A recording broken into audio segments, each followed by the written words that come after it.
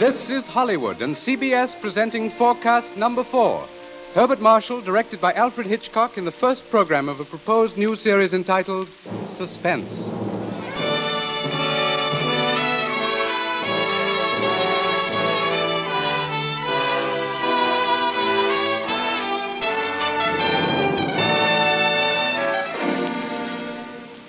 Tonight's Forecast program, ladies and gentlemen, represents the ideal form of collaboration.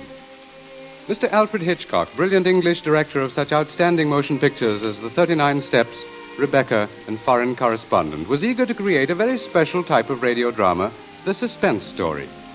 As narrator and star for his production, he thought at once of the distinguished actor with whom he had been associated in countless British film successes, Herbert Marshall. Mr. Marshall suggested that they dramatize a certain favorite story of his, and that story happened to be the very one Mr. Hitchcock had had in mind. Mrs. Belloc Lowndes' classic in Chills, The Lodger.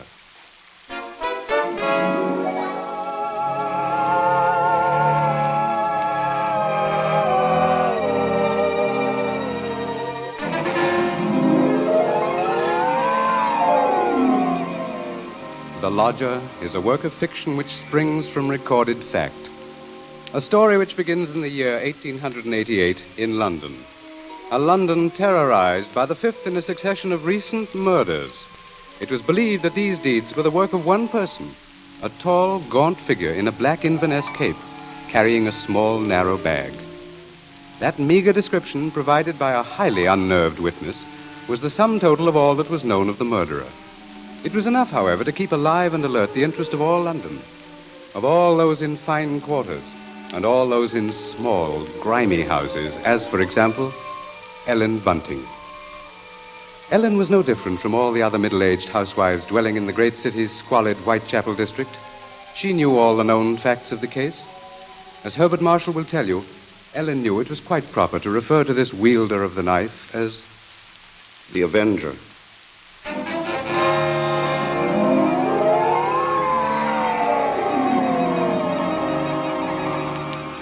Of course, Ellen Bunting was far more concerned with her personal problems than with thoughts of the Avenger.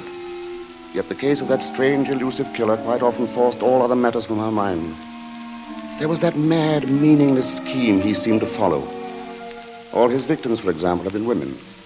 All had been young, attractive, and, oddly enough, blonde. But Ellen could no more understand the motive for his brutal slashings than could the police.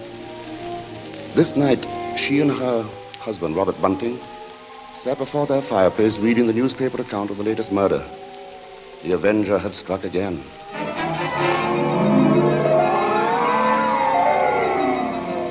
As Ellen expressed it, he might be anybody. He might be the fellow you pass on the street. Standing next to you. It's a terrible thought. Yes. If only the police had something to go on. But it looks like that Avenger's just too quick for him. Look, it says here that this girl he got last night was like all the others. Pretty, blonde, and, described by her friends as a very light-hearted girl. What a pity. Did you ever stop to think who fits that to a T? In fact, fits all those girls? Why, my own Daisy. Oh, that's a horrible thought. Well, maybe it's a good thing she's with her aunt, then, instead of here. London ain't a safe place for any girl right now. Just the same, I can't help thinking how fine it'll be to have her beckoning. Now, Bunting, you know that Daisy seems just as much my own daughter as she is yours. But I'm telling you, there's no sense even thinking about having her back right now. We just can't afford it. Oh, I know that, Ellen. Only, well, maybe we could manage it some way. How? Haven't I scrimped myself half crazy trying to keep us going? But you don't care about that, do you? No, your Daisy's more important to you than I am. No, Ellen, that don't sound like you. I can't help if it don't. What are we going to do? Tell me that. We'll get along, dear. Something will turn up. Oh, we haven't had a lodger for months. Nobody even comes to look at the room anymore. Yes, but things will work out, Ellen. Oh, they ain't never going to work out. Soon we won't even have a roof over our heads and... Oh, I'm sorry, Robbie. I didn't mean to take on so... Oh, I know, dear, I know. It's all right. Oh, I didn't think it. It's just that I've been so worried. Well, don't you go worrying another second, old girl. Why, first thing you know, you won't be pretty anymore. You'll have your face all wrinkled. Now, see here, Now, come on, now, let's see a smile. Come on, just have one smile. Leave me just alone. one smile like you used to, eh? Who do you suppose that could be? Awful late for visitors. Bunting, do you think it could be somebody looking for rooms? Well, it might be. You want me to go to the door? No, I'll go. You just stay here. Yes, all right. Now, be sure you get a good look at Louise before you let them in, dear. Oh, I'm coming. Oh, I do hope it's... Yes, sir? Is it not true that you let lodgings? Yes, sir. Won't you come in, sir? Thank you. Could I take your cape, sir? There's no need. Now, I'm looking for a quiet room. It must be quiet. Oh, we have that, sir. Above all, our house is quiet. Your bag, sir. May I take it? No, I'll hold it. If you'll be so good as to show me the room, please. Oh, yes, sir. It's right up these stairs, sir. This way. Thank you. You see, sir, there's just my husband and me here, and we're ever so quiet, and I'm sure you'll find this room to your liking, sir. Here we are. Now, I'll just light the gas. There. Mm-hmm. Very good. It is pleasant, isn't it, sir? And there's not many rooms with such pretty pictures, are there now? We've had them in the family for years, sir, and... Pictures interest me very little. You see, what really impresses me about the room is the very simplicity of it, the bareness. Yes, sir. It's not at all crowded, is it? It will be quite suitable, Mrs. Bunting's. Mrs. Bunting. You see, I do a great deal of studying in my book here, the Holy Bible. Yes, sir. Please, sir, let me help with your luggage. No, don't touch it.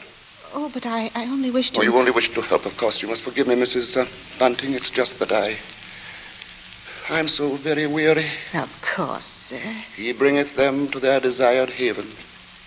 Beautiful words, Mrs. Bunting. Indeed they are, sir. And now at last I have found my haven of rest. Yes, sir. Then you'll be taking the room. Let us see now. What are you going to charge me? With attendance, mind.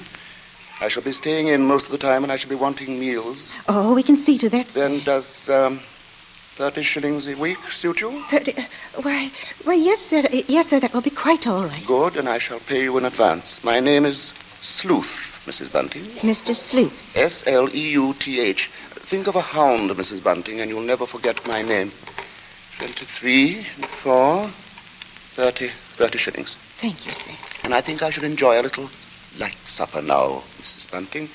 Bread and butter, perhaps. Could you arrange that? Well, certainly, sir. I'll do that now. And if you'd be requiring any beer or spirits... Certainly not. Oh, sir. What did I say? I thought you understood me, Mrs. Bunting, and I had hoped that you and your husband were abstainers. But we are, sir. We don't keep nothing about. I would have had to go out and... Of course. Oh, I'm sorry, Mrs. Bunting. I fear I spoke sharply. I don't wish you to think me rude. After all, you've been so kind, considerate. I hope I know a gentleman when I see one. Thank you very much. Now, I'll just hurry with your supper.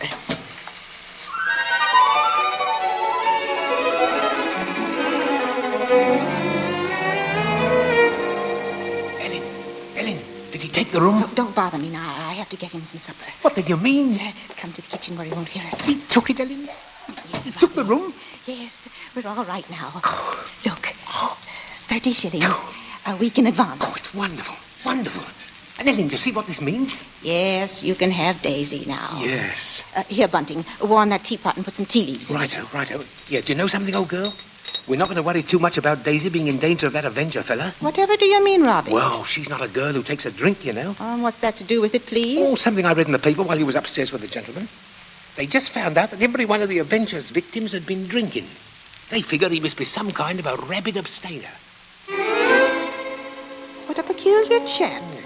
Now hurry, Bunting, please. Yeah. Two thoughts only governed Ellen's mind. The lodger's light supper and her own good fortune at having such a lodger. Mr. Sleuth was an eccentric sort, but then he was such a gentleman, so quiet, so very religiously inclined. She started up a staircase to Mr. Sleuth's room, her husband at her side. It won't do no harm to be safe, though, once Daisy's back in London, eh? We'll see she stays closer in the house, Well, I'll be downstairs. Hurry up with his supper, old girl. She hath cast down many wounded from her. Yea, many strong men have been slain by her. Come in, and to know the wickedness of folly. Why, Mr. Yes? What is it? Those pictures. Those pretty girls. You've turned all their faces to the wall.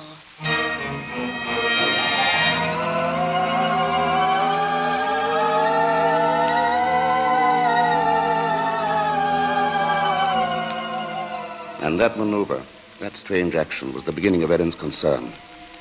Soon there came to her a recollection of the black Inverness cape, the small, narrow bag, the urgent matter of alcoholic drink. And these details began to shape themselves into a pattern which grew more disturbing with each passing hour. The day following, the lodger did not leave the upstairs room once, nor did he leave the next day. And the oddness of this took its place in the pattern.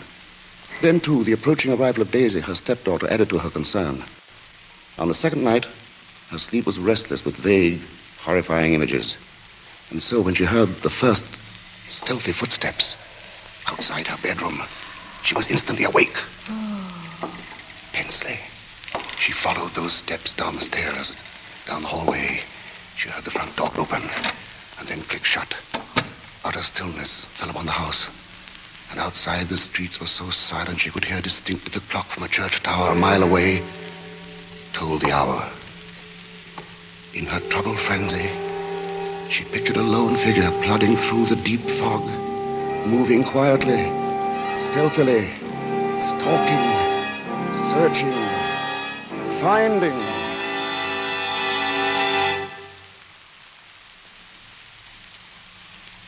When, soon after she heard the lodger return, she sought to quiet the horrible dread which had possessed her.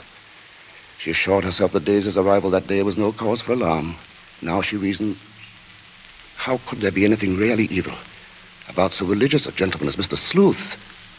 But for her there was no more sleep, merely a tormented state of half-consciousness, a state which suddenly dropped from her shortly after daybreak.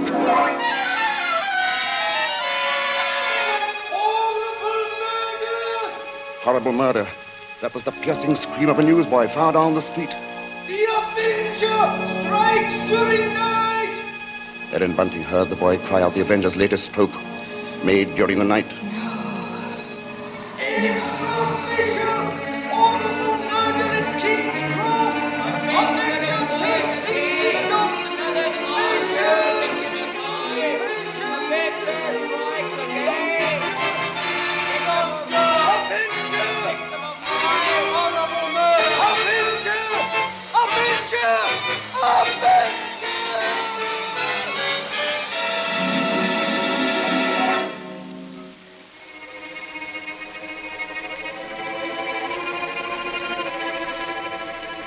Ellen's first glimpse that morning of the grey-faced lodger brought the sleepless night's warm terror full to the surface.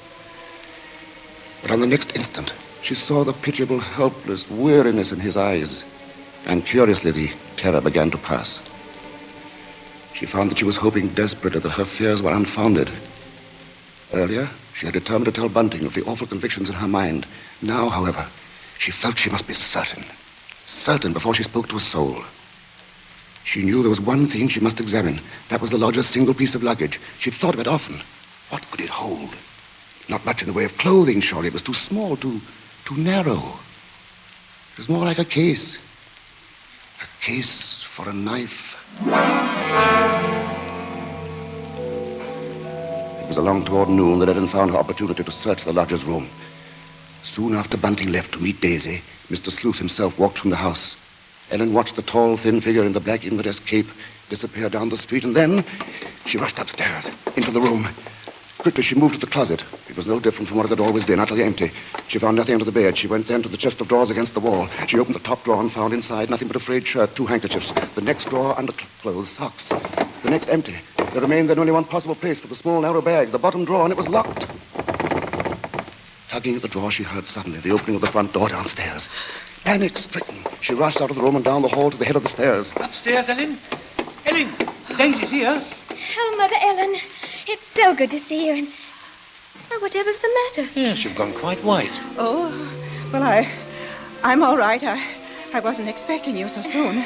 Oh, you don't know how fine it is to be back, Mother Ellen. Oh, the country's all right in its way, but there's nothing like London now, is there? No, there isn't. But as long as that Avenger's about, I can see we're going to have to do something about these blonde locks, eh, Ellen? Oh, don't worry about that.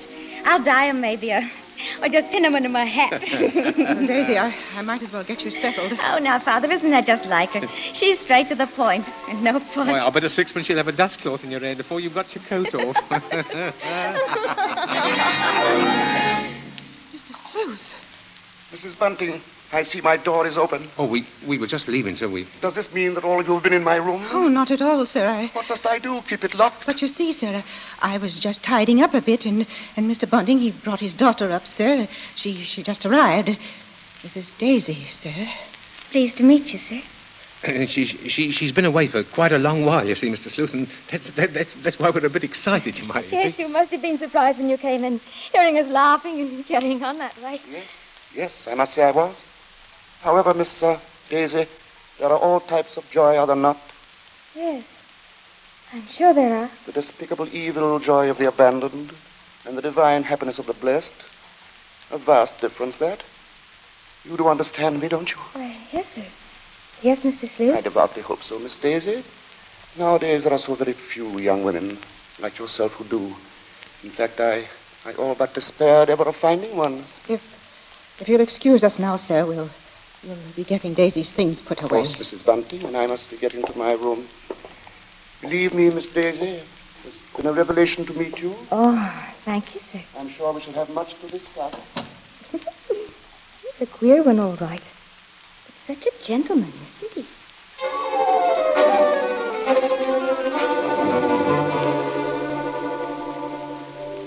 At that moment, Ellen had been determined to pour out her terrible knowledge, and then the moment passed by. She told herself that perhaps the past few days had been nothing more than a grim illusion, a tormenting play of imagination. She would wait then until she had attended the coroner's inquest into the last Avenger murder. There, perhaps, she would hear evidence to disprove all her fears, to assure her there was no earthly harm in Daisy being so near the lodger. This was her gravest concern now, for on the next day, Mr. Sleuth made it a point to see the girl more than once. And fearfully, Ellen saw that Daisy welcomed his visits. As Ellen was preparing to step out to the inquest, she heard once more the voices of her stepdaughter and the lodger coming to her through the kitchen door. She hesitated before entering, tense, strangely apprehensive. I do believe, Mr. Sleuth, I've never known a gentleman with such funny ideas. Oh, Mother Ellen, you should hear what Mr. Sleuth was just saying. Perhaps, Daisy, you would excuse yourself and... He thinks people, and especially girls, should spend all their time praying. I sought to explain, Mrs. Bunting, that all women are placed on this earth filled with evil. They therefore must struggle constantly to find the paths of righteousness. Why, Mr. Sleuth, you mean a girl's not to enjoy life at all? Not to have fun? Frivolity, my child, is the devil's breeding ground, and all his implements are there. Temptation, pleasure, wine. Oh, that's crazy.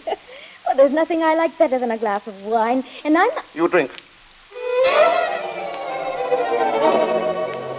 She didn't know what she was saying, Mr. Sleuth. Just a child, and Daisy, you'd better go now. But I didn't say nothing wrong.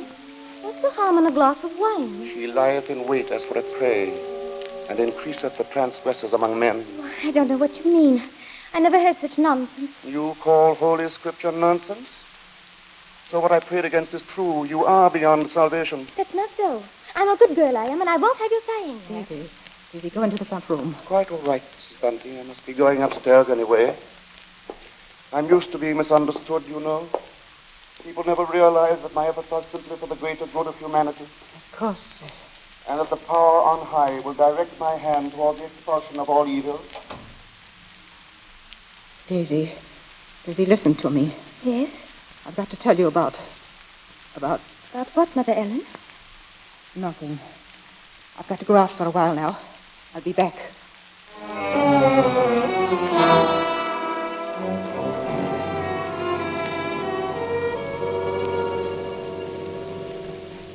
The moment to reveal the secret horror had come again and passed.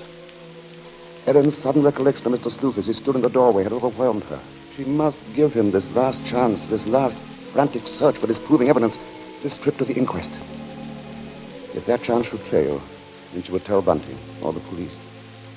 So with the knowledge that Bunting was left in the house to look after Daisy, she boarded the underground train bound for the coroner's court. But as the train pulled away from the station, a new torture came to her, began to mount in her mind. It was the sudden realization that provided Sleuth was the murderer, she was equally responsible for his crimes. She had been giving him protection. If anything should happen to Daisy, she would be equally guilty. Guilty. fully as guilty as the Avenger.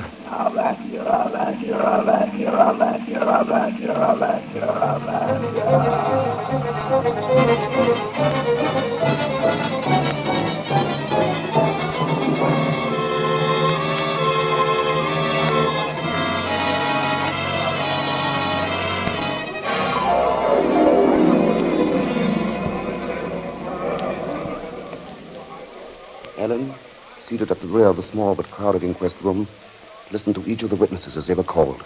And from one of them she found the first hope she had known for many days. This witness lived next to the alley in which the Avenger had committed his crime that night. She had seen him from her window, and the man she described in no way resembled Ellen's lodger. But in another moment, Ellen's hope was swept away. It was pointed out that the fog had been so heavy that night that the witness could not possibly have seen the murderer from her window. She left the stand, replaced by a Mr. Cannot. This elderly gentleman was certain that he had not only seen, but talked with the Avenger. It was in Regent's Park, he testified, only a few moments before... A few moments before the murder, Mr. Coroner, when I saw him. He was quite a tall man, very gaunt-looking, and carrying a handbag. A handbag, you say? Yes, a small, narrow one. Just such a bag, I might add, as might contain a knife.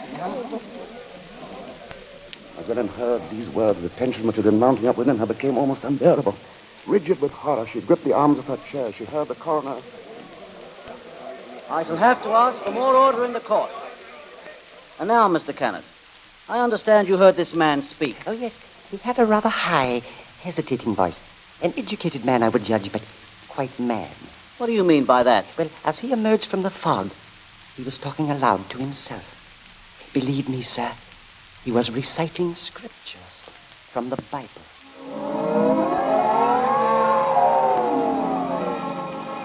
Scriptures from the Bible. Horrified, Ellen rose from her seat, only half hearing the confusion about her. Are you asking us to believe, I would say, Mr. Cannot, that the man we're looking for would be least of all a religious man? And that's where you're in error, Mr. Coroner. The religious note is the very key to the case. Very interesting. That'll be all, Mr. Cannot. Just a moment, sir. Don't you understand? The man you're after must be a religious maniac. That's the only explanation possible. You will please stand down.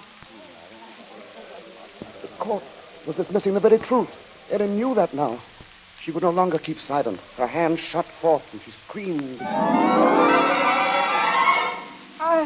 I want to say... Ellen Bunting, on the verge of speaking, had fainted. And then she was revived a few moments later. She said nothing. Her brain was in too great a turmoil, her nerves too shocked. Like one in a dream, she allowed herself to be led from the courtroom. The voices of spectators were only vague sounds to her. She was going to say something. Yes, it was hysterics, eh? Yeah, that bit about the knife. Yeah, the knife. The knife. The knife. As Ellen Bunting proceeded homeward, the remarks from the spectators remained in her mind. She heard them over and over. See? Yeah, that bit about the knife. The knife. And just such a bag as might contain a knife. We'll see she stays close in the house, eh? No harm in being safe. Direct my hand toward the expulsion of all evil. Expulsion of all evil. What's the harm in a glass of wine? I didn't say nothing wrong. As Ellen neared her neighborhood, her dread increased. With each moving footstep, the grip of terror grew tighter about her. She moved faster. Before she was in time, she was 2 streets away from the house. Then one. Then she saw Bunting. Sharply, like the thrust of a knife, she realized what this meant. Daisy was left alone with the lodger.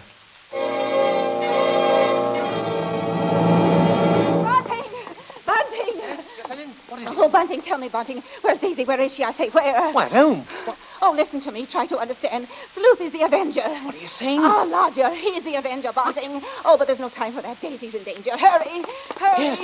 Daisy! Daisy!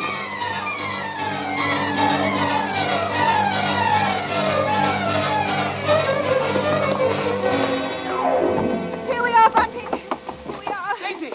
Oh, Daisy! Daisy, where are you? I look in the kitchen, Bunting. You try the sitting room. Daisy! Daisy! Where are you, Daisy? Answer me, Daisy! Oh, Try the bedroom. jeez, she's not here. What about the dining room? Look, she's not there. She's not downstairs. Then there's just his room.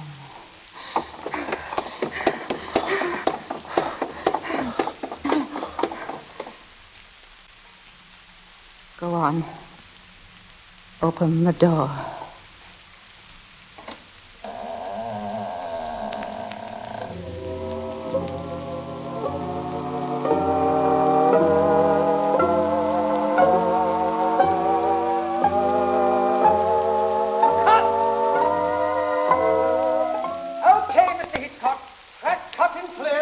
Say, cut. What's the idea, Hitch? I have a few more lines to do.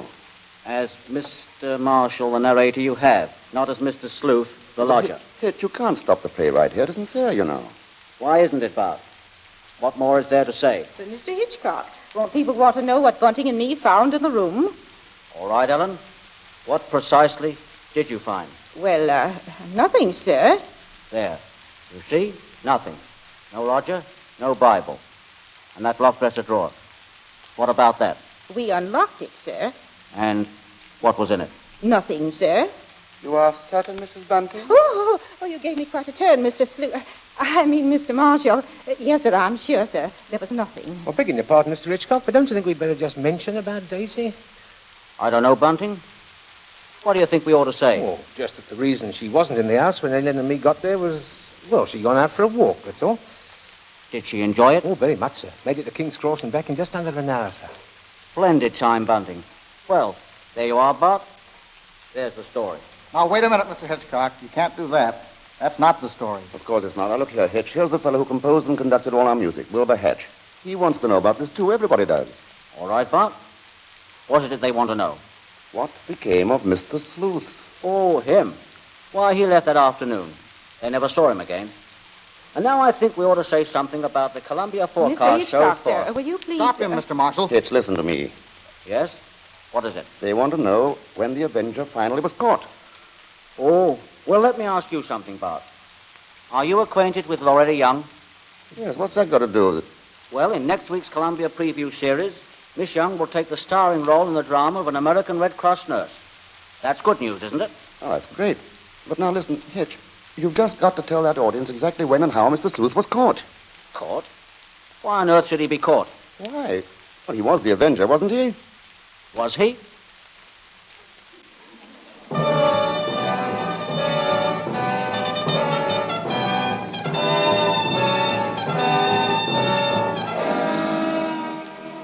Your guess, gentle listener, is as good as ours. Even Mrs. Bella Glounds, who wrote the novel, isn't entirely sure. For his masterful direction, our thanks to Alfred Hitchcock, whose latest pictures are David O. Selznick's Rebecca and Walter Wanger's Foreign Correspondent. For his superb characterization of Mr. Sleuth, our thanks to Herbert Marshall. And our thanks to the outstanding British character actor who tonight portrayed the role of Bunting, Edmund Gwenn. If you liked tonight's program and want to hear more in the same highly original Hitchcock vein, radio versions of The Lady Vanishes and The 39 Steps, for example, write to CBS and tell us so. Your interest will help bring Suspense to the air as a weekly feature.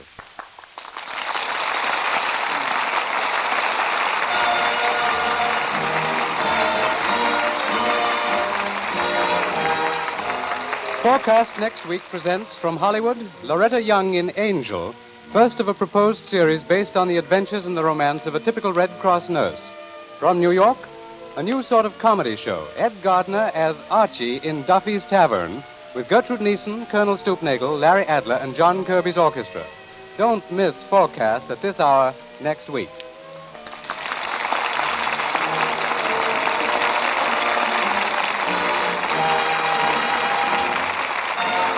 Thomas Freebance was speaking. This is the Columbia Broadcasting System.